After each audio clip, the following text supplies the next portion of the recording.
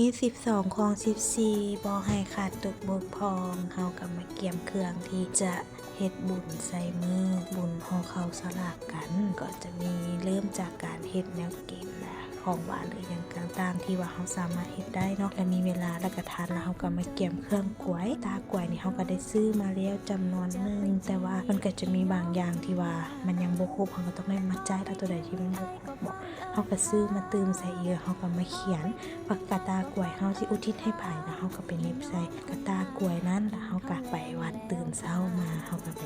เริ่มจากการที่เฮาไปใส่บาตรก็ใส่บาตรเรียบร้อยแล้วเฮาก็จะขึ้นไปถึงศีลเพื่อเอาอาหารของเฮาที่เฮากะเกียมไว้ไปแต่งใส่พระเข้าเนาะไปเคนตากล้วยหั่นและก็ถ้าเฮาศรัทธาจะเคนน้ำหรือว่าปัจจัยต่างๆเฮาก็เคนได้เลยหลังจากนั้นเฮาหยาดน้ำแล้วก็ใต้ธูปใต้เทียนก็เป็นอันแล้วสำหรับการเฮ็ดห่อข้าวสลากของเฮา